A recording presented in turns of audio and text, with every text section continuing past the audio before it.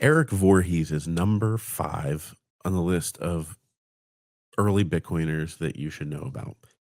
Um, he was very early, like, we're talking he was in conference rooms, I think, in, like, 2011 where, if you've ever seen anything about the Bitcoin conference, like, the Bitcoin conference now is huge, massive. I don't know if it for a while, will get back to the size that it was in 2021. That was pretty huge. 2022 is still pretty big too, but, um, I don't know if it'll get back to that size. Maybe it will in the future, but Eric Voorhees was going to these conferences with a lot of these other characters. There's a video of him sitting at a conference with Roger Ver and Charlie Shrem, and they're sitting at a table in, like, a hotel ballroom that has the dividers up. There's not even enough space to use the whole ballroom. It's just they have dividers up, and the room isn't even filled. It's, like, half filled. Half the seats are empty. Uh, it looks like one of those boring business things you'd have to go to if you worked in the corporate world, like, ugh, just gross. Anyways, he was big, and a big proponent, a big libertarian pushing that. He founded Satoshi Dice, which is a Bitcoin gambling site. Um, there's also Shapeshift, which was instant private crypto swaps.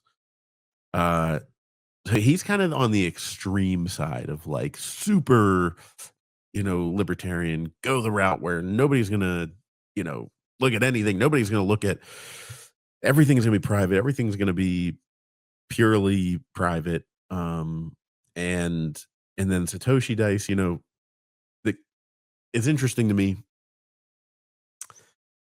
someone who gets the Bitcoin ethos, at least to a degree, and then creates a gambling site.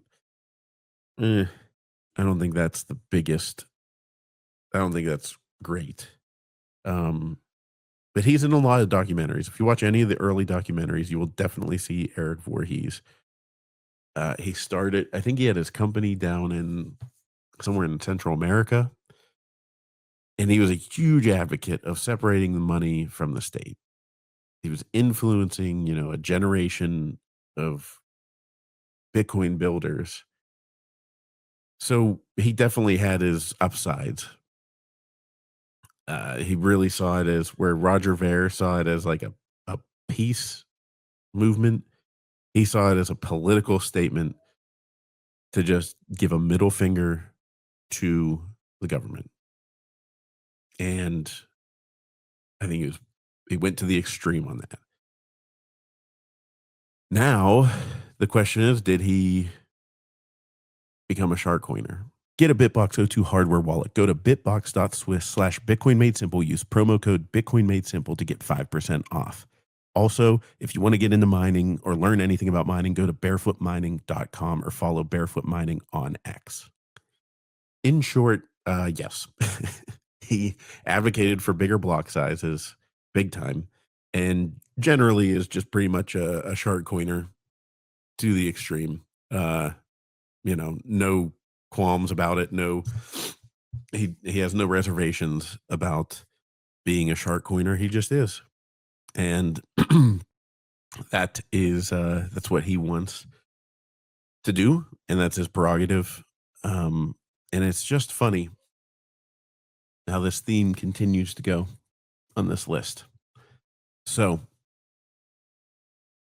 Eric Voorhees, he was important in ways that he helped be an advocate and I guess a public spokesperson for Bitcoin, but ultimately fell short when it really mattered.